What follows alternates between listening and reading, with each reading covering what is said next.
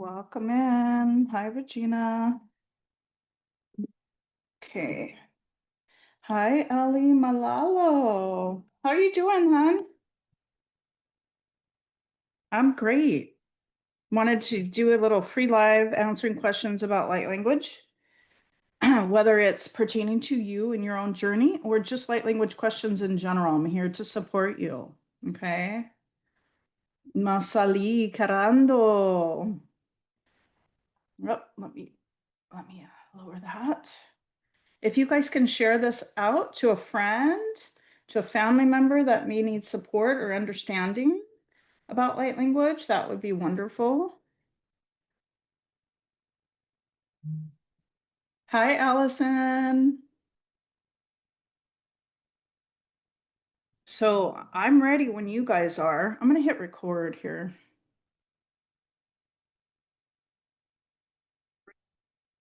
Okay. Here we go. Light language Q&A. So if you have any, okay, wait. Light language coming through me, how do I develop it further? Okay, so there's a few things, Regina, for that. First of all, in order to expand with your light language, we need to let go of things, meaning we need to heal aspects of ourselves in order to make room for the new coding and expansion to different densities, right? To different levels of consciousness. So maybe letting go or setting an intention to connect with specific energies to expand. Okay. Remember that your intent is everything. Your intention to expand it will also bring in that coding for yourself. Okay. Um, Also, I do teach a course. If you're guided to do that, you can come into the course for expansion. I have a master course that I just kicked off to help you expand and practice. Okay. Okay. I don't know if I can stay for long, but wanted to pop in and say hi. Hi, Carissa, Malalo.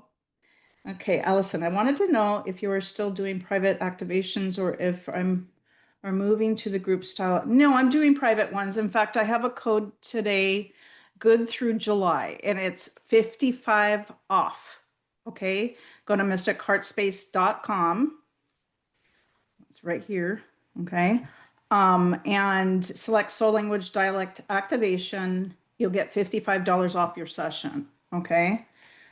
We are doing group ones too. We're trying to do for everyone. Now, the group activations are just as powerful. However, keep in mind they're not as detailed, okay? Because the private ones are going to be more, you can ask a lot of questions with as far as your starseed origins, your light language, understanding your light language dialect, like who's coming in and what your identity is, okay? And also, there's guided messages from your team about your next step or if you want to ask any questions. So it's a little bit more detailed in the personal sessions, okay? Yes, still offering them. Go to mysticheartspace.com. You'll see all of my services there that I offer. Okay. Now, the group one is for people. We made it a little cheaper for people to come in that just really want to get activated and start their journey that maybe can't afford some of the more expensive services. Okay. And they're just as powerful. It's not as detailed. But I've activated so many people in group activations. Okay. How do you know what's coming through is genuinely light language? That's a really good question, Regina. It really is. You have to trust it. Also, you're going to see that there's other people speaking similar dialects that you are. Okay. But practicing with it in a course, such as my master, I'm not trying to pimp out my course, you guys. I'm just saying I understand the value of practice. And so if you're wanting to make sure that this isn't really what you're channeling isn't light language, then this is a great course to start you at. But I'm getting that you are channeling. Okay, honey? You need to trust it. You're welcome, Allison. Thank you. Yes, I really like the origins part of that. Thank you. I know you have so many beautiful ones. I haven't known which one to do. Yeah, if you want to begin your journey with activation, it's soul language. So soul language is your dialect. It's the one that most resonates with you. Okay. it's going to be like maybe a Proudest lifetime. So for mine, even though I'm a Pleiadian starseed, my origins are Lemurian. Like my soul language, I speak as Lemurian because I had a really great lifetime here as a Lemurian emissary. So, and I'm very familiar with Atlantean energy as well because we existed during the same timeline. Okay. So, anyway, so that if you're wanting to expand with your consciousness, if you're wanting to awaken further into your own identity or your soul mission, then soul language is the way to go. It's going to help kickstart that remembrance for yourself on who you are, your identity, your authenticity, but also what you bring. So it's life changing. It's life changing. Yeah. Yeah, and then light language, I speak many dialects. Everybody knows I have several attunements. I think in the course has like what 29 dialect attunements to attune to, such as Lemurian, Syrian, Pleiadian, Egyptian. There's tons of light languages that I've attuned to throughout, my career with light language. But it becomes a fractal of you. It's a part of you, and so it morphs into a form of channel.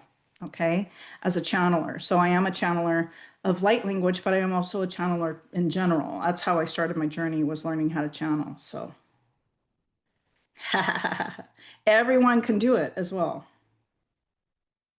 Oh, really, Regina? I would love to hear it from you. I do have a mentorship session too, if you'd like to go deeper with it and expand on it and get some clarity. And I am also offering a 6-month mentorship program, not 6 month, 6 session, sorry. It's for a whole year, but 6 sessions at a discount. So if you go to my website under services and you would like to get 6 mentorship sessions at $100, it's cheaper. It's like $630 versus $155. So if that's something you want to do, I also offer that. I have a lot of people that ask me to do that. So I created a mentorship program. Okay. I would love to connect with you, Regina. It would be beautiful. There's a lot of love behind you, a lot of excitement too, because you are in a new adventure, honey. You're rising up in ascension. So, and you're bringing back remembrance is what's happening with you. Yeah, you have a lot of deep wisdom they're telling me. And there's a lot of things that will start to come to the surface. The acknowledgement of your mission. Can we do coding with eyes? I experience energy coming and starting closing my eyes and just blinking on and off. This is something new. Yes, actually, that is your mantis guides coming through. I do this a lot with my mantis. I also think it's an identifier for you as well. Okay, your mantis guides are coming through. I do a lot of blinking with them. Yeah, absolutely. It's good for everyone. Not everybody's ready for it because it's healing, it's frequency. And so not everybody is willing to receive light language because they might not be ready. They could be holding on to shadow aspects of themselves that they're not ready to face. So it's just using discernment on who's ready for it. If you're feeling guided to it, then you're most likely ready for it. It's what you're magnetically pulled to do is within your mission. Yeah. Hi, Malalo. Ah, thank you. Don't forget to follow me, you guys, on Mystic Heart Space. I'm going to be doing a lot more things on my business page. Even though I run the group Light Language Awakening group, that is my group. I've been guided by Spirit to do a lot more on my own business page. So I'm going to be doing stuff on both. Okay. We have a lot of things coming up that are new, but I just wanted to kind of get out there and give some guidance for everyone, especially with respect to light language, because part of my mission is to give you the clarity and understanding because it's not scary. It's very, very natural to speak it. And it's like going back home. That's the only way I can describe it. And it is life changing. But it is healing. It is healing the darkest parts of yourself. So if you're not ready to do that, then don't get activated. Put it that way, because it is going to help you to see things that you need to work on. Okay. But also it helps you to identify it on others as well, because it is a healing modality. So it's going to help to support your family members, your friends, your coworkers, the people that you love, as long as they're willing participants. Yeah. Any other questions you might have? Oh, Ellie, you're doing so good. I'm so proud of you. I hope to see you in the light language course. I would love to have you in there. So if you want to get activated with Soul Language, use code 55 off, okay? And you'll get $55 off your session. I was wondering what is going on in LL, what's on the surface, what's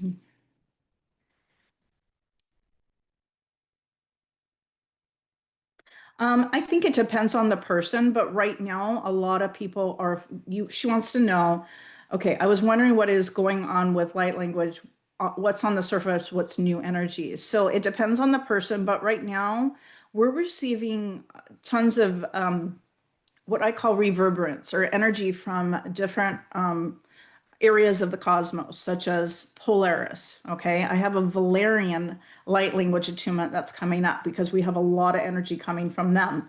They helped with creation coding. And so they're really coming in for that because we are currently, I don't know if you've noticed this, we're repairing the grids, the ley lines along the Earth's crust. Okay. These ley lines are attached to monumental sites such as Egypt and Machu Picchu. These sites that hold a lot of energy. Mount Shasta. Okay, there's a lot of people that feel gravitated to certain areas because they're there to code. A lot of light language activators are there to bring back the consciousness coding of creation, to restore it to its natural balance, is what Spirit is saying right now.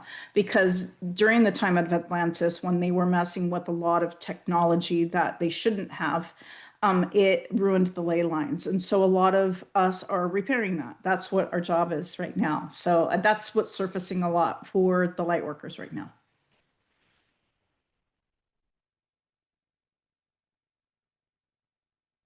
I would, if you want a soul language activation, I would get activated first. The course is for you to expand to become a master activator, which is you'll tune to different dialects. You'll also be able to be trained in activating others too, as well. And other things, energy reading, coding, what I call embedding and encoding, being able to remove unwanted energy, reprogram it with the good soul contract activations. There's so much that you can do with light language, and to help to assist other, light workers or other star seeds that are also on this journey.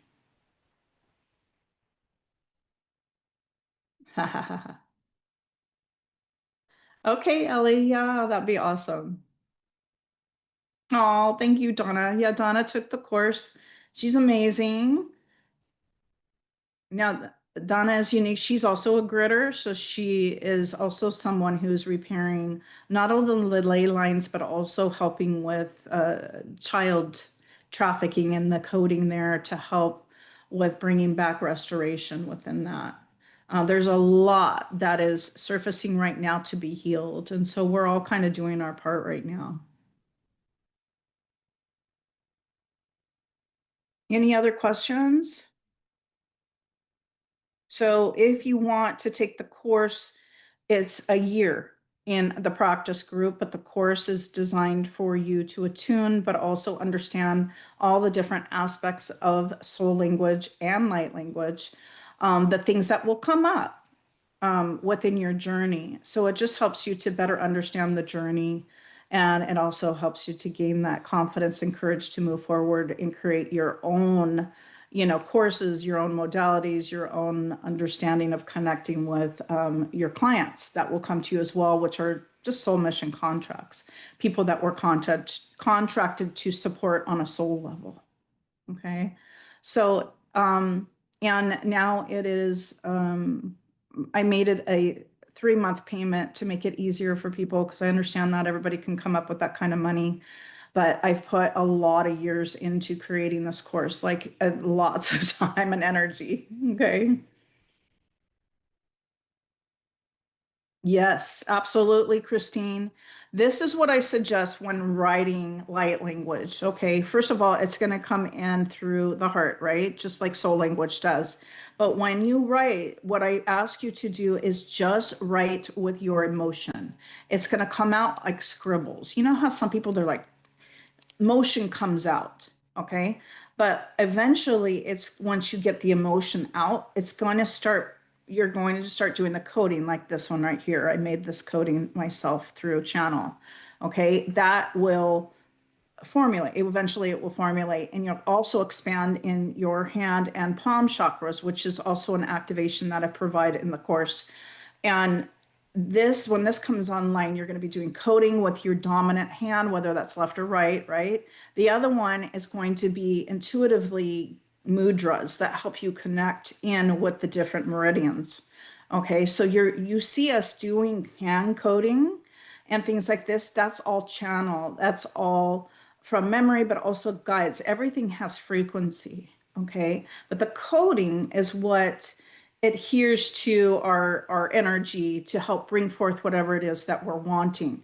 And so, but we can't do that unless we set intentions, right? That's why we're creators. We're strong creators here. And so our guides can't bring in coding for us if we're not asking for it, right?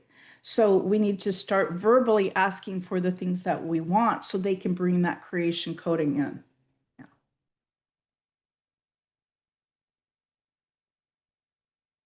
Oh, you're so good too, Catherine. Oh my gosh. Thank you, honey.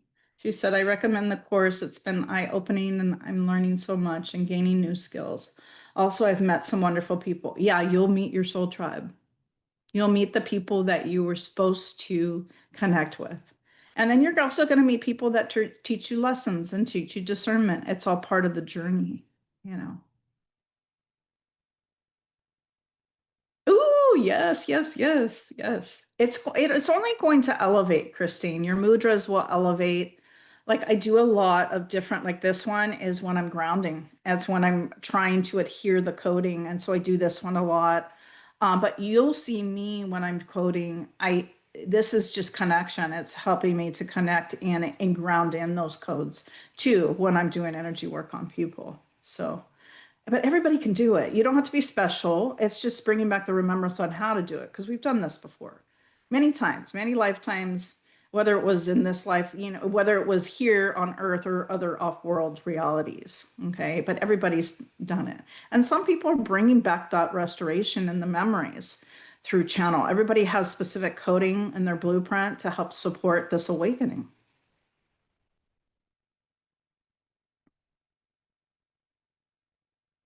Yeah, eventually you will, Ellie. And specifically if your guides are saying to do your coding with intent too as well. And then you know exactly what you're bringing forward, right?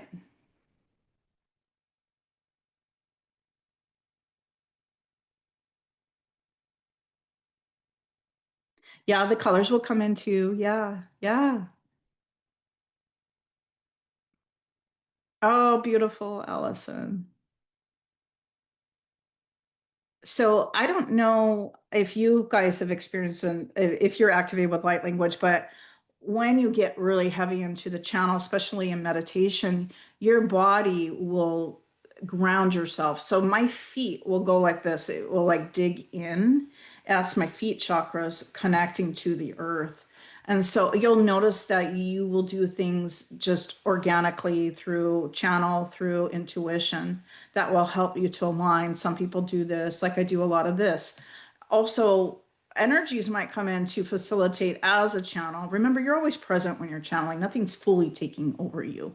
Okay. You would have to you would have to be contracted to do that. Okay. So you're always present. It's a matching of vibration. You always are present and understand that you are channeling. You might not remember everything you're saying in the moment. Like a lot of times I'm like, God, I don't even remember saying that because I was in the channel, but people think it's just me speaking, but it's really me allowing the channel to come through, right? So thank you, Carissa. The course is amazing. Support a place to grow. You meet wonderful people that will support you and grow into more of your mission. Also, a lot of understanding of what you are doing. Yeah. Because in the beginning, you're not going to know what you're saying. You're not going to know what you're doing. It's all about awakening, and it's awakening journey. Okay.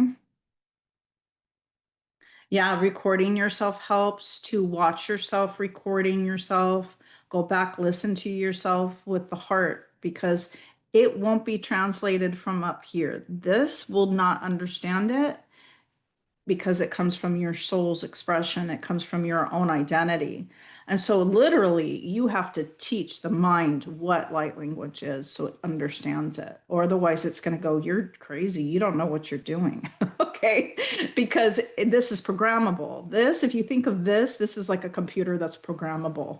And so, we have to program it with love, with understanding, right? And the things that we're wanting to bring forth. And so, people are easily manipulated from this being programmed. Okay. So, what I like to do is go inward for my answers and everything I've learned on my own self discovery with light language. I've put into the course so it's better understandable for you and quicker for you to understand so that you can learn, remember quicker. Okay. For me, it took a while. I had to do all this myself. I had to kind of come online to everything, which you can do too, but it might take a little longer to understand it, right? So the course is just designed for that, for more expansion and for to become a master. Okay. How do we Yeah, Ellie, I know, honey. She's saying that's me, lots of channeling, but not understanding. It's perfectly normal. Drop into the heart. And also ask. Your guides are saying, ask, what am I saying here? A lot of times I'm speaking and I'm like, what the hell did I just say? Ask them. And then they'll, tell me what I was saying and doing. But record yourself. Okay, that'll help. Okay, Joyce, how do we have to see the coding coming to us when we channel without sound? It's not necessarily sing coding, you can feel it.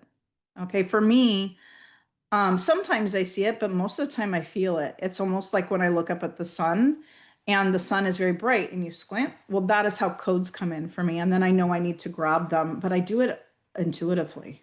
Okay. So working with it, your guys are saying practicing is going to be the best way for you to figure out what that is like for yourself because everybody's going to be different. Some people see codes when they come in, they're gold. To me, they're golden color, the coding. Yeah. It's really beautiful. But I feel it. It's like the sun. A lot of times we're receiving coding from the sun, so. I know you are all trying to understand I'm telling you. The light language course is going to give you that understanding and help you step into your power. And all power is authenticity. That's all power is. When they say the word power, people are thinking, oh God, but it's not. It's nothing egotistical. It's just being your authentic self. And everyone uses their light language differently and unique to their own identity and their signature, what it is and how they like to perform it. My baby, Dodori. Simone, the fairies came in to say hi. They're just excited to see you. Simone and I have some energy readings going on. We just posted it if you guys are interested. It's going to be on Portal Day 7/7. Go to Light Language Awakening group, the public group, and you'll see that we're going to be doing energy readings and guidance and from your team.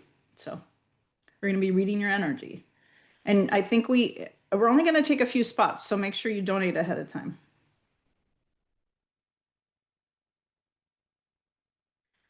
I don't see codes. I feel them come in through my crown chakra to my throat. Yeah, see, everyone's different. And it will look different from time to time, depending on how you're feeling it. I remember in the beginning, I used to feel codes coming in through my shoulders when I would read for people, but now it's like bright light, like the sun comes in. And if you notice, if I go like this, it's because I'm receiving coding for people. Yeah. Oh, Christine says, I see straight white lines that came together in a ball of light the other day. Oh my God, I love that. You're welcome, Joyce. Oh, we have 4 spots left. Okay, good. We still have spots available for that event. And you can find that in the Light Language Awakening group if you're not a member. Ooh. Any other questions?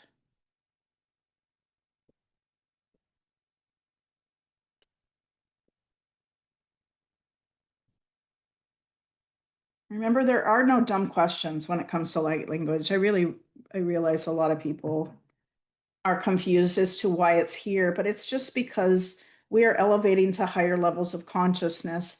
And in order to do that, we have to start connecting inward to the consciousness. Okay. We're shifting. Mother Earth is shifting, and so are we. So we're bringing back that restoration.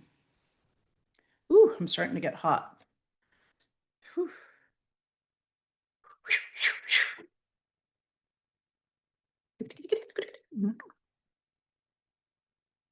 What is weaving? Good question. Weaving looks different for everyone, but for me, it's just inserting codes, but weaving it into your energetic structure. So for me, it's like almost like tying. But it's going to look different for whoever is facilitating the weaving. I know Tina does it. She might describe it differently than I do, but for me, I surrender to it and I see myself tying like this. I put coding in and then I kind of tie it in, almost like, those old fashioned dresses where they would tie it through and then pull it tight. Well, that is kind of what it's like when I'm weaving in the energy. And you're just weaving in coding and facilitating that for what it is that you've been asking for. So a lot of times we're bringing forth what's needed for you. And it comes in a form of weaving. Also, you could be weaving in colors. You could be weaving in the elements to help support you. Okay, so there's different ways to bring that in. But work with your intention again with the weaving, and that'll help to support you. Ooh, I'm burning up, man. It's getting hot in here. Somebody's bringing in dragons. Ooh. I also feel things on my crown lately. I have no idea how to see image how they come to us. That's okay, Joyce. You're a feeler. Okay, I'm a feeler too. But eventually you will start seeing things. Okay. So you just need to trust the process. Okay. Yeah, I feel it in my crown too. You just kind of know too. Some people just have claircognizance, which is the knowing. It's working with your available clairs. So don't feel bad that you're just getting it different than other people. Like that's what I teach in the course, that everybody's going to be different on how they're receiving it. Your way is according to what your dominant clairs are. Okay. You're still understanding you're receiving them.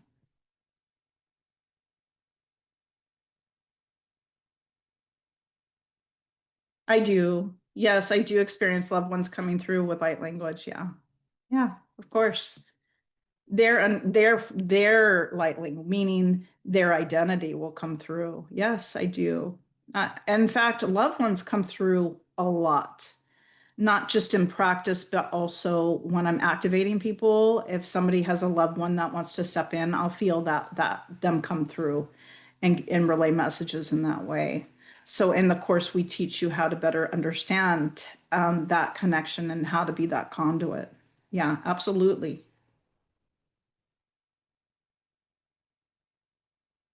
You could visualize or ask your guides to see codes a little bit more. Ask for them to present that too into your awareness, like what that's like. I know in the Starseed course that I teach, which is like just a beginner channeling course, when we did a clairvoyance practice, I asked to see a star. We were trying to focus on seeing a star, but I actually saw an actual star in the cosmos, and I never knew that they rotated. So it was something new for me. You're going to continue to expand with the understanding of all of your clairs, but I'm going to tell you, light language bursts through the doors. It will burst through those doors. Your clairs will become more expansive, but you have to work with it, you guys. You can't expect to sit at home and have everything come to you, because part of the journey is getting out there. It's practicing on people, working with people, showing your face because you're a mirror, being like what I'm doing today. It's actively giving people the understanding with it, because this is the way out. The way out is in.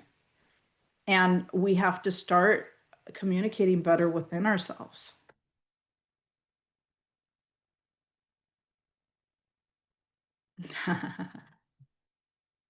You will, Miss Ellie. I have no doubts. Hmm. I'm going to tell you, when you step out and you face that fear and you practice and you start facing the fears, because that's what this ascension is about, is facing the darkest parts of ourselves. um, you will you will create momentum for yourself. And I'm not saying that this journey is all cupcakes and rainbows, because it's not. You're going to be facing shadow aspects, but there is a section in the course too that teaches you about shadows, how to identify them when they're showing up, how to work with them, how to heal them, right? Because when you raise in consciousness, when your energy starts to vibrate higher, your frequency rises, what happens is your shadow will rise with you. And so you need to be able to identify it. One, it's trying to peek its head. Okay. And then I'm not saying it's not control it, it's more easing and, diffusing your shadow and recognizing, because everybody has them, everybody has shadow aspects, but working with them will help you to identify when they show up. Okay.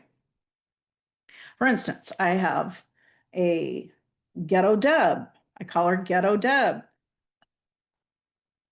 Okay. She comes out to defend her kids. She comes out to defend loved ones, and she's not nice. Okay. And she will come to the surface if I don't diffuse the energy. Okay. But I have to do that with practice, right? To understand those parts of yourself. Shadow work is not fun. It's not, but it's necessary for the experience in ascension. You have to work.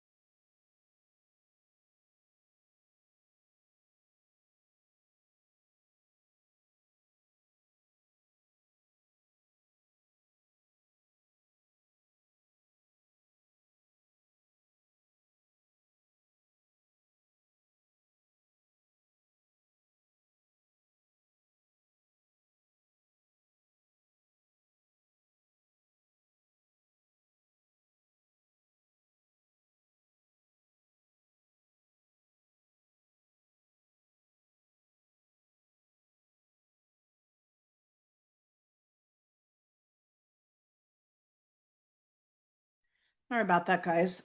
I think there were some planes hovering over, and I really think it was affecting my Wi-Fi. So I'm back. Sorry. Erica singing, I'm back in the saddle again.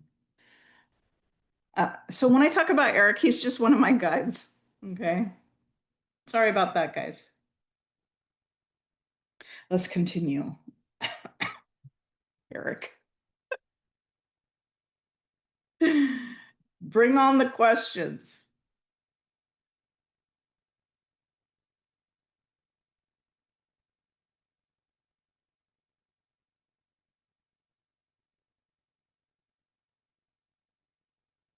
All right. Yeah.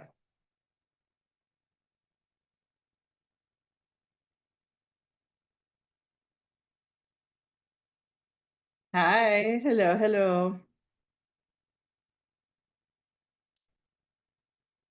Let's bring back those questions. I don't do this very often, so take advantage of me right now. I don't always have time to do this. I don't want you guys to feel that I don't offer free stuff. So never say I don't offer free things. It's just there's an energy exchange for my time, right?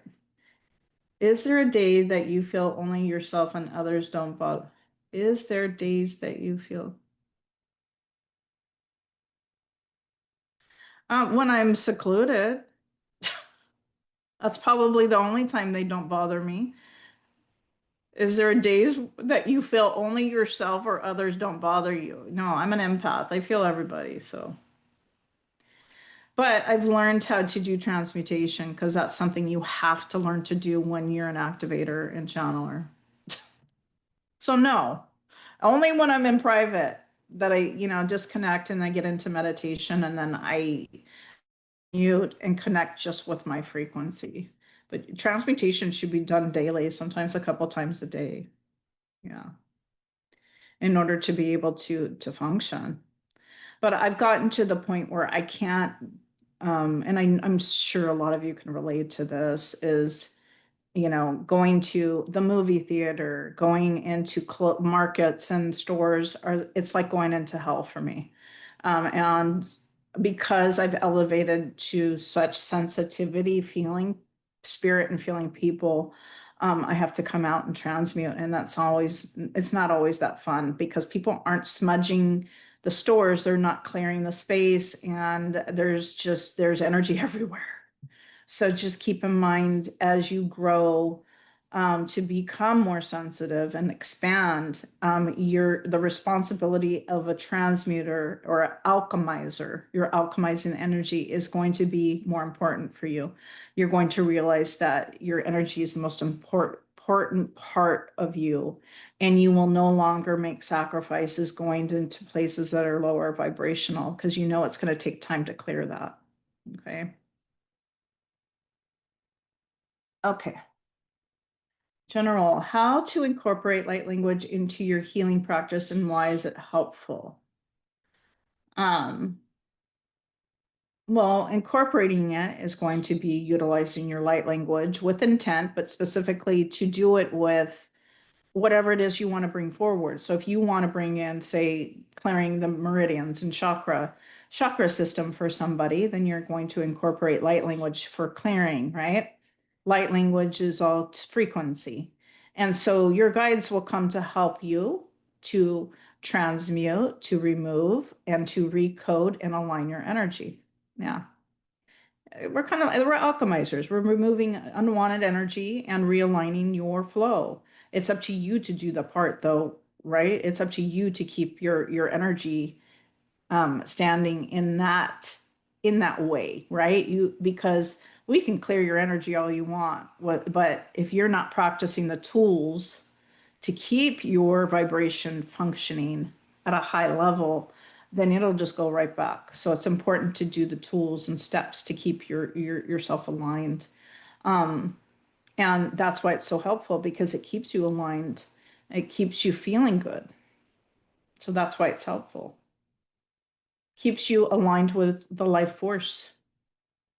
Written light language is this something progressing. I started with long writing and now it's changed to write in a shape of something flowers. Yeah, it'll continue to elevate based on your creative resources, they're saying. Clearing that sacral chakra is all about creation, right? Working on the sacral energy will help to expand that. And I've never been an artist, but I do a lot of coding, and sometimes I feel like drawing things. Um, but most of the time, I'm doing more hand coding and things like that into the air, hand codes.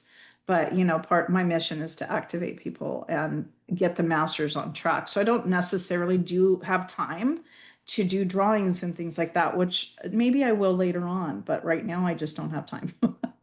But a lot of people do, and I think it's beautiful. Share it. There's a lot of activating going on with those types of drawings and artistic forms of expression that help with remembrance. And the Light Language Awakening group is a good place to kind of share those images with people. Yeah, you'll get some feedback too from people. Okay, sorry, let me go down. Ooh, is there practice you do for transmutation? It's going to be different for everyone, but what I do is I'm always, after I do sessions, I'm outside, honey. I go right outside. I have to. I spend the majority of my time outside. I'm being perfectly honest.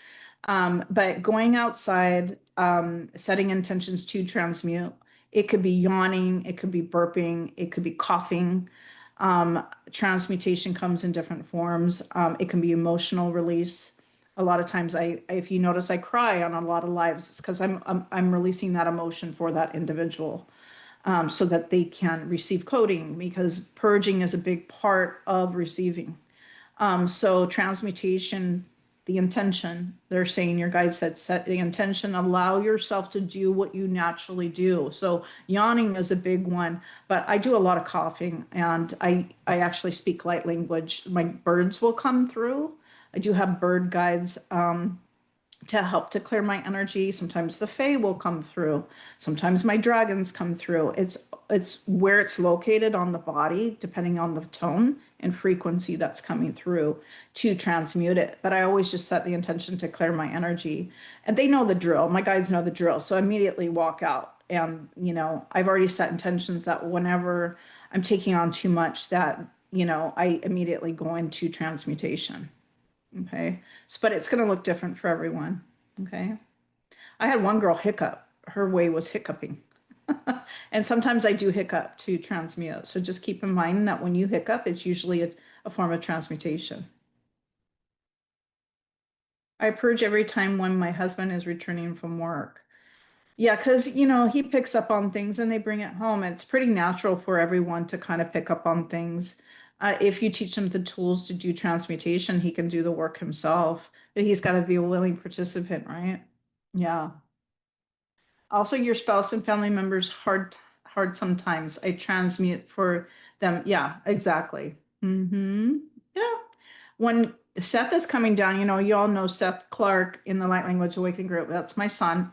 When he comes downstairs after he's been live, I start feeling the tickles come up in my throat, and I'm like, "Ooh, I don't want to take that on." And I'll go outside.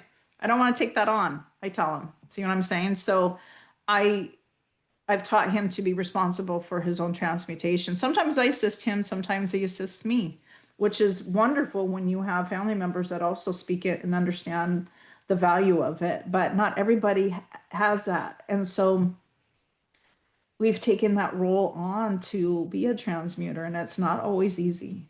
So, difference between tongue speaking and light language, it's basically the same thing. However, speaking in tongues has a religious context, and it's identified as one specific thing, and it just doesn't resonate with my terminology of light language. So it's frequency, it's toning, it's consciousness communication. It has nothing to do with religion. None of this does. None of it is religion. It's frequency, it's energy, and that is what we are. Our souls are energy. And so we need to better understand who we are on a soul level. But, I do realize that some people speak in tongues and they call it that, which is wonderful. But the identity of it is different than what people think it is. Yeah.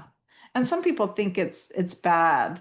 Well, it's not that it's bad. It's just that depending on the person, you can pull it from a dark place depending on where you're at emotionally. So if it sounds dark coming out of them, it could be where they're at on their level of consciousness and not doing the shadow work. So yes, you can channel from a dark space if you're willing.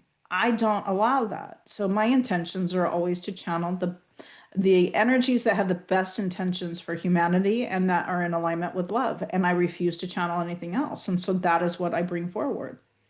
So when you realize that you're in charge, you're the conductor of the energy, then you don't fear these outside influences. They're just teachers. The darkness is teaching you to set a boundary with it, to claim your sovereignty. Like when they talk about demons, those demons are your fears. They're just your fears. You got to face them head on. That's all it is. So I don't fear the darkness because I understand that it's just teaching you something in the moment. It's something that I've come to understand and outgrow. I don't fear anything I'm channeling. I welcome it. If it doesn't feel right, just push it out of my space. It's easy. Everybody has that right. It's universal law. Today I did tell the hubby to get his butt to the ocean and take a meditation. Yeah, bringing that element of water to flush all that out. Choice. I kept light codes with my water. If it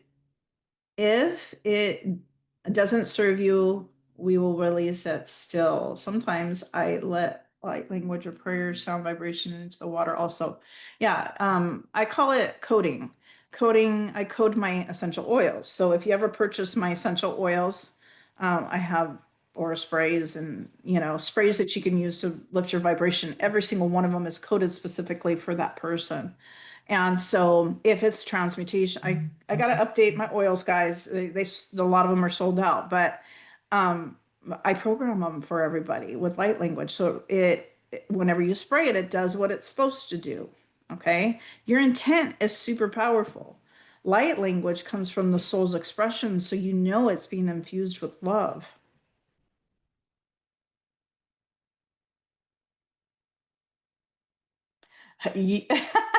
Seems to me we're doing a great job with our people. Yeah, we're doing it. We just wish they would do it too, right? Like, can you guys just get your shit together and do your own work? I say that all the time. Why do I have to people? I gotta do their work for them. I started painting, then writing, and now speaking. Oh, beautiful, Rita. My latest experience showed showed that meridian therapy goes well with light language. Oh my gosh, it's imperative for sure. What's your top tips with false light? I know many that feel they're channeling love, but not always. Thank you, Helen, for that question. Your intention to only connect with the best with the energies that are in alignment with love and have the best intentions for yourself, humanity, is what you work with. And so a lot of people, I love this question because a lot of people don't set those boundaries. They're like, well, if I set boundaries, I don't think that that's a healer. And I'm like, no, you have to set boundaries with not only people around you, but with your spirit guides, with spirit in general. Your guides want you to set boundaries too, because if they're bombarding your space every single moment, you're going to get drained. You're going to be like, oh, because you're matching vibration. You could feel this, very intelligent, say, galactic being that's in your space all the time, hovering over you to give you the lesson to set a boundary with it, right? So, what I say is your intention is super important. Also, people can channel from their ego. Okay, I see it all the time. You'll feel it. You won't feel anything hitting you in a good way. So there are people that I've seen that post videos in the light language group that aren't channeling light language. It's coming from their own identity, but they're not opening up the frequency of the healing, which is surrendering to the channel. It's totally different than just speaking light language. Okay, so you need to learn those tools in order and practice with it to open up the channel and surrender to those frequencies for it to be healing modality. Not everybody's channeling, they're channeling it from their ego. So it's just you have to use discernment, babe. Okay.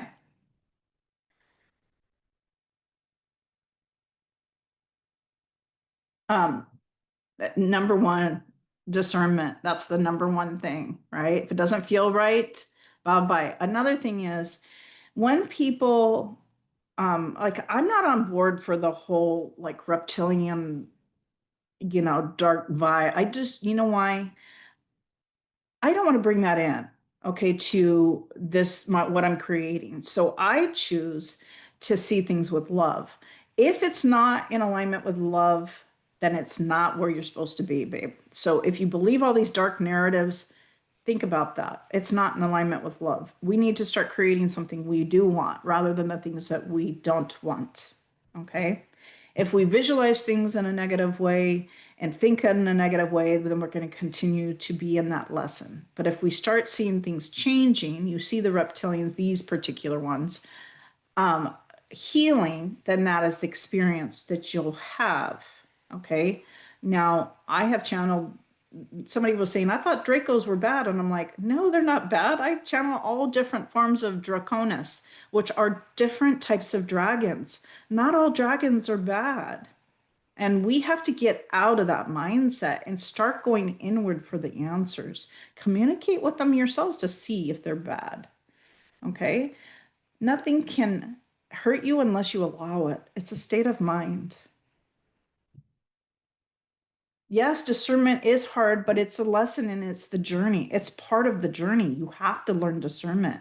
If somebody's sending you psychic attacks and talking crap behind your back, you're going to feel it. I feel it. I know. I feel it. And plus, my guides give me symbols to help me know that somebody's psychically attacking me. It feels like a stabbing in my back. And then I know that that person's not in alignment for me, and it could be jealous vibes you're feeling. It could be that you're triggering their shadow aspect. You have to go through the discernment lessons in order to better understand how it all works. Honestly. And I identify it all the time. I identify it all the time. I read energy all the time. So to me, it's like, oh, they needed shadow work. It's not a bad thing. It's just where they're at. Like, I don't look at people and think, "Ugh," yeah, either her shadow's projecting, I'll say, but if she recognizes it and is a willing participant to work on herself or reflect on himself, then it's all good. That means it's just where the stage of where they're at. Like, I had to do shadow work. I'm always doing shadow work. I'm always having to be reflective of my own behavior. Wait a minute. What? Joyce, when my friend leaves farts, I will be able to thank him for his sounds. Who knows which healing I get? Well, I'm going to tell you that it's also a form of transmutation. Oh my God, the guides are laughing. Hi, Linda Malalo. Discernment is hard for many. There's many levels of it. What's your top tips about feeling? Apart from feeling, there are some that can be love bombed. Well, it's going to affect everybody differently according to their vibration. So say that I'm an individual who repeats, and this was me. I'm going to be perfectly honest. I kept going from one relationship to the next, and I wasn't healing in between those relationships. Okay. And so I just kept, attracting the same kind of people, the love bombs, right? The ones that they play like they're nice people in the beginning, and then you find out their true colors, and you're like, realize you're not in a vibrational match or whatever. Okay, so I was that person that would continue to just going from one relationship to the next and to learn the lesson, right? Well, I finally chose not to have a relationship and to just love myself, which then lifted my vibration and I became very much more aware of energy and their intentions. And so if it's not in alignment with what I want, then I just avoid it. I'm being perfectly honest. And so that is discernment, and everybody's at different levels of discernment. So it just depends on the person. But when you dive deep into understanding and doing reflection on your own patterns and your own lessons that reoccur, then it's easier for you to work through discernment because you're discerning yourself. You're going through trying to do reflection, right? So they're bringing up narcissistic behavior. Narcissists don't reflect. They blame everyone else, right? When you get to the point, yes, okay, they're bringing up that when I was married, I remember my husband telling me, you don't always admit when you're wrong. And it made me reflect on my behavior. And I went, he's right. I don't. And I started working on that. I started admitting when I was wrong and owning up to the things that I did. Okay. But I learned that behavior. See, I think society teaches you to reflect it back to that person, and that's gaslighting, right? So it's just about using discernment. When you work on yourself, you're able to see discernment lessons a little bit easier um, than when you're not using discernment, right? Or when you're not reflecting on yourself and your own behavior. So it's just a process. You'll learn it. It takes time, right? For everyone. No, Ellie, no. She wants to know if reptilian's the same as amphibian. No. In a sense, yes, but the race that everybody is concerned about, they're called the sea car race. They're totally different. And my guides informed me that they were actually created in a lab. Okay. And they were specifically created to take over worlds. However, the people that created them couldn't control them. And so it got out of control. Okay. But we have created hybrids from their genetics to help them to become more empathic, to better understand the empathic part because they don't have that ability. Okay.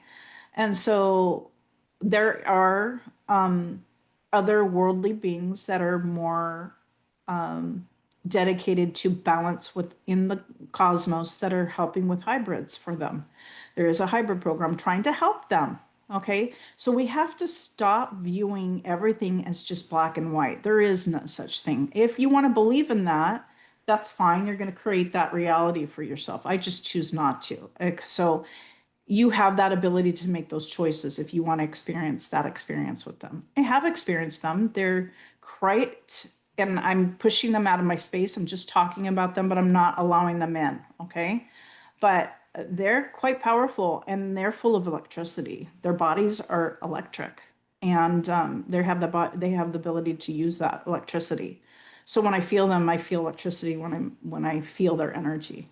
But I just choose not to, I chose to feel them as a learning experience, if that makes sense, to understand them. But I refuse to fear it. Okay, that's just me. This is me and my understanding of how it all works. So we do have reptilians though that are very, very high vibrational that are assisting us. We just don't realize that they are. Okay. So not all of them are bad. We got to get over that. Oh my God, there's so many different types of Draconis too, as well. There's indigenous people that look like humanoids that are super powerful, that are very empowering. I have several of them that are guides to me, and they really empower you. They're there to help empower you, and they're warriors, but they're full of love. They're full of love. So I refuse to believe that narrative because I have my own experiences with them.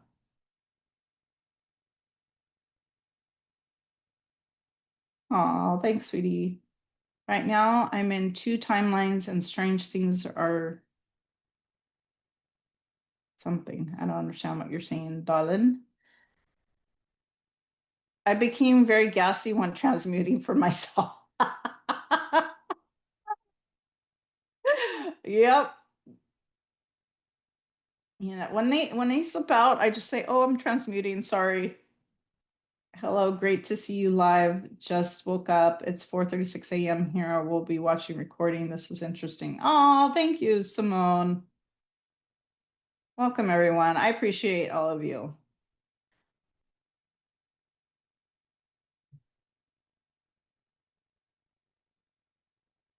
Yeah, I agree. Joyce saying dragons are very kind. I ask that they can get agitated because someone said it online. They get hurt. They get hurt when people talk about them in a negative way because they've been around forever and their intentions are not, they're not like that. And it's, if you just understand, like I have one particular female dragon. She sounds scary when I channel her. I'm not going to lie, but she is full of love. It's kind of like, and they're referring it to different animals and the way animals speak. For instance, dogs can sound scary when they're communicating, right? But they're not. And so we have to look at things, and it's just the way they're built. It might sound scary to the human aspect, but when you feel them, they're full of love. My heart just bursts with love. My son Seth is a Tibetan dragon. He speaks an old ancient Tibetan dragon dialect. That's his soul language. And he was telling me that they have two hearts. And I'm all, well, that explains the fast heartbeat, that whenever I feel them, my heart beats really fast. And so some people mistake it for anxiety, but it's really their dragon guide coming in to try and ease their stress. I do, Helen. Helen says, do you think that our guides are versions of ourselves? Yes.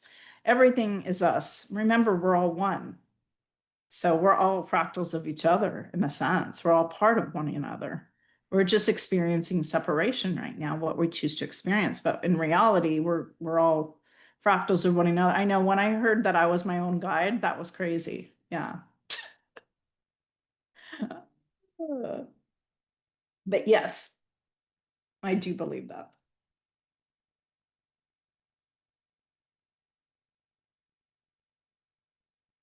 Yeah, I remember the first time I was channeling what I call a dynanoid. They look like dinosaurs, but half human. And they showed me that. They showed me a dinosaur that looked like a velociraptor, and it was all green. And they were showing me it in a distance. This was like probably about 3 or 4 years ago. And then I saw it morphing into humanoid and realized I was channeling a dynanoid, humanoid dialect, which is very, and some of you might channel it, it's very fast, like, okay, comes in like that. Okay. So they are around. They're also part of the Dragon Collective. Okay.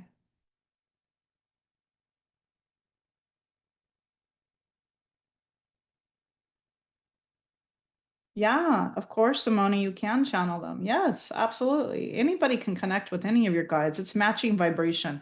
It takes practice, though. And sometimes we have to clear the way, so to speak, or clear things out of the way to connect. And releasing is a big part of that. Getting a cry on, releasing your traumas. You're going to go through different levels and stages of that in order to integrate. That's what the ascension is about. It's healing the darkest parts of ourselves in order to ascend. Oh, what is my favorite? Oh, I have too many. Um, I think I'm going to say the fairies, okay? Because they lift my vibration to joy and they're so much fun to channel. So I'm gonna say the fairies. Okay. They shift your vibe. They make me feel joy. So, and we don't always put ourselves in that frequency. Sometimes we're too serious. And so they help to bring in that playful energy or childlike energy.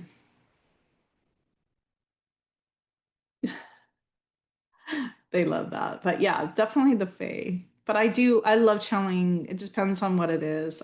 I love them all. The hardest ones for me to channel were the Orions. The Orion dialects are very difficult to channel. Yeah.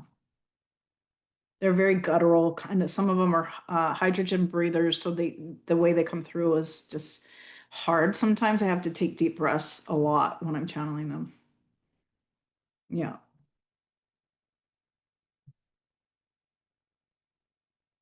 I love all these questions. I am. Let's see, where are we at with recording? Let's see. So I want to cut it down. Okay, we're okay still. I'm gonna probably bring on the questions, you guys. I don't even care if they're for yourself. I just want this to be a good informational tool for people. Okay. Oh, have you, Ellie? Yeah, those are dinonoids. Yeah. They're part of dragons. So dinosaurs are dragons. Just you guys, let's just get that out. They're dragons. So anything, the dinosaurs were here long ago, right? We have history of dragons here.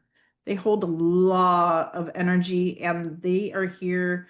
They have are keys to the ley lines here. They hold keys. Hmm. I love the Fae. Yeah.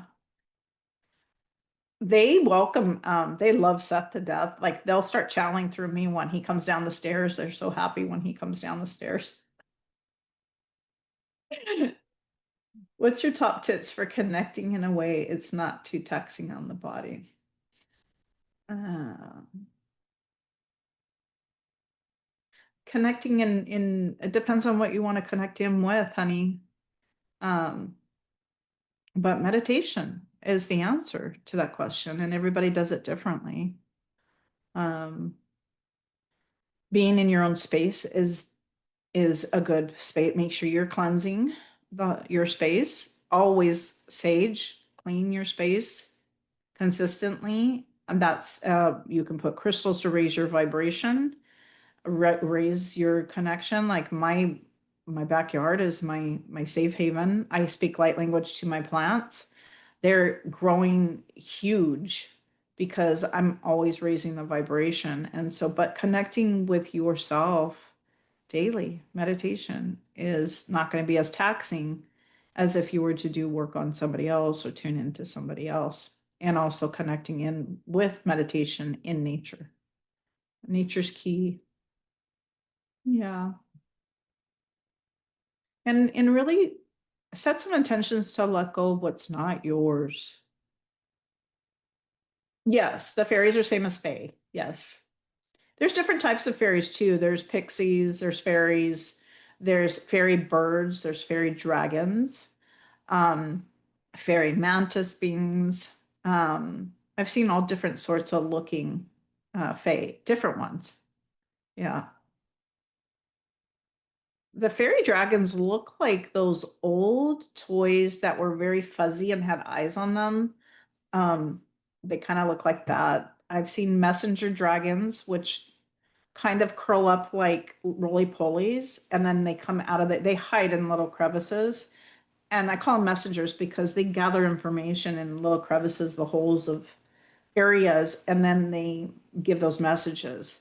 So, but they kind of look like cats. They look like cats with fur, but they're flying dragons. I don't know how to explain it, but that's what they look like. They kind of remind me of Toothless. That movie Toothless, they have that look to them, but they're furry. They look like furry cat dragons. The the fairies and the messenger dragons. What are your hardest lessons with connecting to light language? Hardest lesson or easy lessons? Um, the okay, you have to realize that light language is connected to the heart. And if you're searching for the words to say, you're in the wrong space. Okay. So it's all empathic communication. It's sound, it's tone, it's responding with the way you feel versus looking and searching for the words.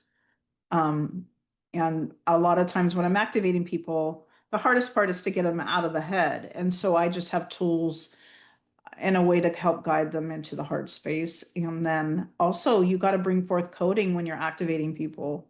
You got to bring forth their codes to help activate that remembrance. And listening to your guides. But the hardest part is getting them out of the headspace for sure. And then the first initial thing that you usually go into after being activated is shadow work. And not everybody likes that stage. And some people stay there for a while before, they start speaking or they just disconnect from it. And so when you're activated, it's imperative that you keep it open, you keep speaking it, you keep identifying with it and using it. I always do recordings for the activation so people can practice with it. So, but you have to keep communicating with it to keep it open. You have to use it.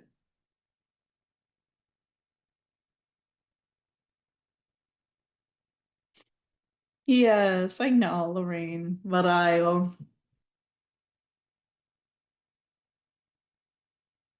yes, I set intentions. Exactly. And the healing, it's going to look different depending on what it is that you're healing or clearing. But your intention is the most important part because the coding will not come in. The universe can't give you the coding until you've set that intention. Okay. So intention is the first thing you have to do. Yeah. Yeah. We're creators. Okay. Bo sandolali, sandoreo, andari.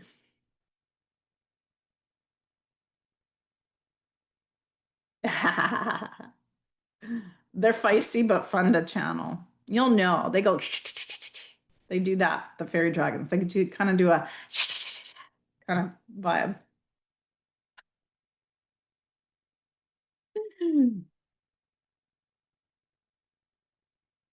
It does get a bad rap. Well, not nobody, who the hell wants to do shadow work? I know I hate doing it, but it's absolutely necessary. When I'm in shadow work, I know it's going to pass because I have the darkest thoughts during that time and I know it's not me. And so I recognize I'm in shadow work.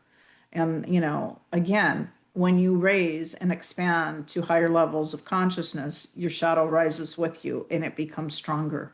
And so but when you recognize that it's surfacing, and it's usually in times of your own expansion, and it's in, portal events or Mercury retrograde, right? We all know what that feels like.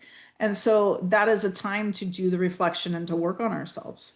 And so, yeah, it's absolutely a shit show, is what they're saying. Yeah, it's a shit show. But when you do the work and you work through and you release and cry and get those things out, you're gonna feel better, and then you're gonna be in a place of integration. That's when you receive the downloads and that understanding. Yeah. Yeah, whatever you want to intend for yourself. Okay. Just be very, very aware.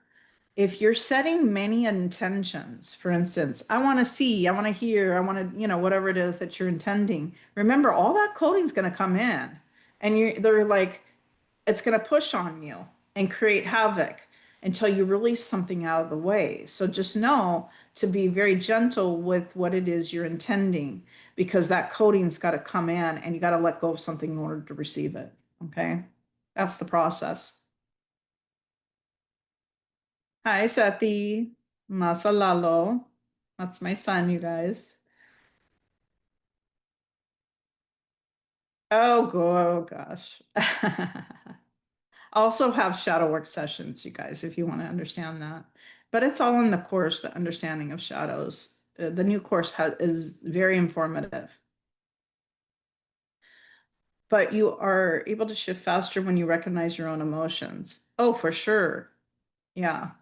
When that surfaces, the shadow aspects, you have to do reflection on what it is that's surfacing and be honest. A big part of it is being honest with yourself, and not everybody wants to be honest with themselves. So it takes time, and everybody's different. And with that shadow work, it's working with the mindset and knowing that, okay, if this is a negative way of speaking, then that's not my true identity. And then you recognize, okay, this is a shadow aspect that's surfacing. Not everybody can recognize that or do that reflection. They believe those stories, those narratives.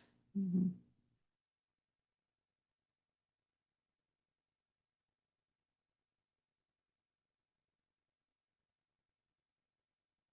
Shadow work for me is more facing your fears. That's what it is for me. It's facing fears. Not necessarily cleaning, but facing fears. But yes, it is a cleaning aspect. It's a cleansing. That's why we cry.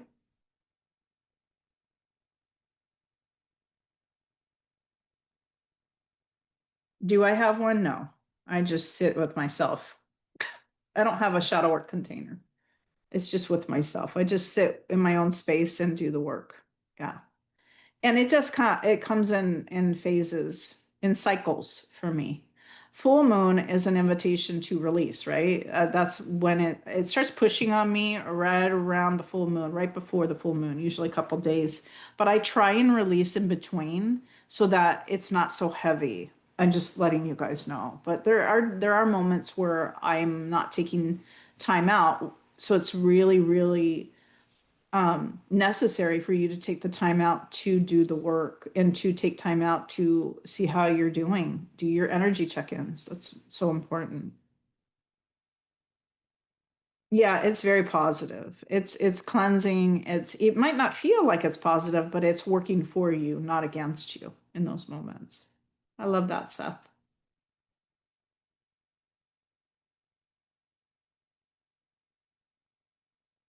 I just help people to identify their shadow aspects and work, give them the tools to understand it, if that's what you're asking. It's a private session. Yeah. A lot of people are stuck in the shadow aspect and they don't understand how to get out of it. Yeah, there's a lot of people dealing with that, unfortunately. Sometimes I just let the language come through and I feel higher vibe after. Yeah, that's part of it. It's using your light language to help facilitate the clearing because soul language has the ability to reach your deepest, darkest emotions. And let's face it, the English language is dense. It's limited in expression. And so the soul language is going to reach that, access that emotion and help you to release it. And I mean, I'm still clearing from other timelines. I'm still clearing from my Norse lifetime here as a Viking, and it was not pretty. And I'm still clearing it. It's been years I've been clearing it because of the grief work. See what I'm saying? So everyone's different in identifying those things, but the key is to keep working with it and to keep chipping away at your shadow work, to keep chipping away to so that you can elevate. Okay. It's not all, oh, let me be love and light. That's all a bunch of hogwash. No, you got to be true to your identity. I try and be true to who I am. I don't project that I'm all knowing, all no, no. Everybody has the ability to connect, everybody has wisdom, and everybody could do this. So, and I don't claim to own light language. That's ridiculous, you know. So everybody has these abilities. It's just working with it.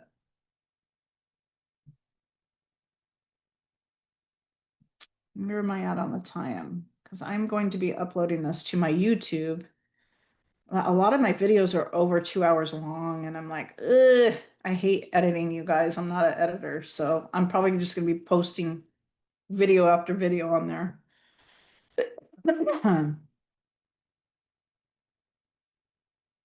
It's like the first year, but after 6 years, I got this. My lineage is from the mountain shamans, and they are known for emotional healers. Yeah. It really is a roller coaster ride when my guides always say you're going to have those high moments where you're going to feel really awesome.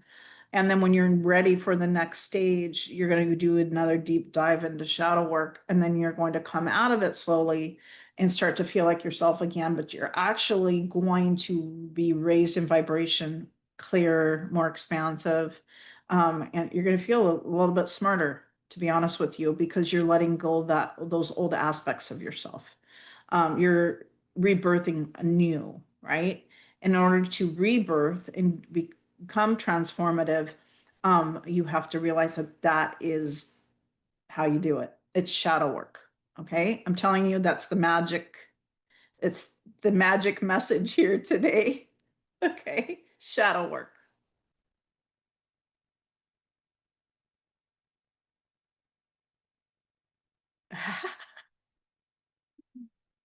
You're doing so good, Ellie. I'm so impressed with you. You're doing really well.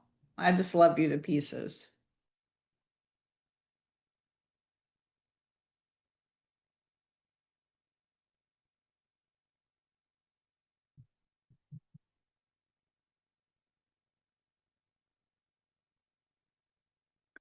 Okay, we'll do a collective message. In order to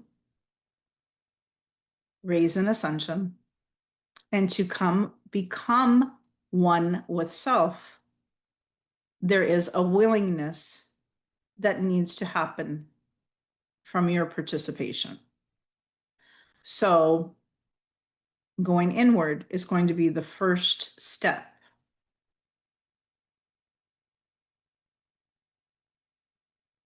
Allow yourself to feel all of your identities that are not in alignment with love. Okay, because those are shadow aspects. They're talking about this as being a big part of understanding who you are as a human. we have the shadow aspects that we have to deal with. So the message is to allow yourself to surrender to the path because it is a journey, and to know that there's different levels and stages that you will go through in order to ascend to higher levels of consciousness. However, it's free will. And so they said your willingness is what is needed. And they're, one of the universal laws is not forcing things. It's surrendering and allowing people to choose for themselves. And I live by that. I don't believe in forcing people into doing anything they don't want to do. It's all about calibration. It's all about matching vibration. It's about where are you at in your level of understanding. And if you're wanting to grow, it's within. All of those answers are within yourself, including soul language. Light language is inward communication. When my own personal journey, I started, words were formulating in a healing session I was recording myself doing a healing, and I knew it was light language because I was familiar with watching people speak it. I just didn't understand how I accessed it, but it's unconditional love is how I accessed it. I had love for the person I was healing for and realized that is how I accessed it. So remembered also that the awakening is a journey, and you're not going to always have the answers to what you're doing, okay? Especially with light language, okay? The key is to ask questions, to connect with like-minded individuals that hold that container for you to help you feel empowered, and also to help you feel like you can be your authentic person, to be your authentic self, and to express that. And know that part of this journey is holding space for yourself, holding space for other people, with going into it with understanding rather than fear. Okay, because fear is not in alignment with love. Judgment is not in alignment with love. Persecution, right? You shouldn't be doing this. This is evil. That comes from fear. Okay. So if you in your heart know that speaking light language makes you feel good and it comes from a place of love, they're wanting you to connect in and grow that understanding for yourself, because you know what it is for you. Just like I did. I had to step out and show that, yes, I'm different, but it's necessary for the human elevation. We have to start going inward for our answers, because everybody's searching outside themselves and they can't find it. And it's true. We can't find it because it's not available. Okay. Inward communication. That is the answer. You will find everything, all the lost parts of yourself, and everything that has been part of your journey will be in through that consciousness. And that is what light language is. It's universal communication of consciousness connected to all that is, that's in existence. Anything that has vibration is connected to the consciousness, other dimensional realms as well. So you're invited to take a deep dive inward to learn more and discover those lost parts of yourself. If you're a willing participant, they're saying. Trust, have faith in yourself. Thank you, Helen. Because trusting in you and trusting in love is sometimes hard for us because of this world and what it brings. However, they're saying we have the ability to change that narrative, to see things from a higher perspective, to see it with love, to see things changing, to know and have trust in faith and love. That is what we are doing as star seeds and light workers, right? If you're curious, if you're one and you're watching this, yes, you are one. You're here for a reason, right?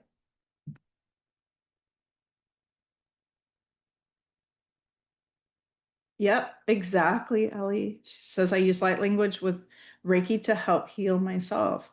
So Reiki is still light language. It's just light language is elevated. It's elevated from Reiki. It's just a level up from that. but you're still using the life force energy. That is what's within yourself. And that connection to source, to all that is, to energy.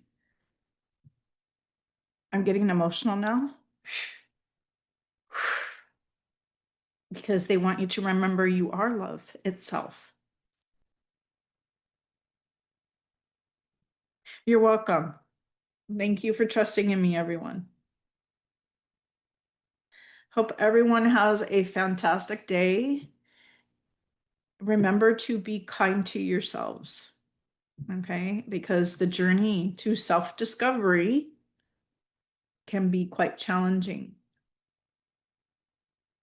Make the baby steps. Take those leaps of faith for yourself. The little breadcrumbs that your spirit is giving, your guides are giving you, they're putting it and dangling it right in front of your face for a reason. It's because it's part of your journey. So pay attention to the synchronicities, the things that are happening around you to give you that push forward into that direction. What is it you're magnetically pulled to do? That is your mission, the things that give you joy. And that is what you should be focusing on.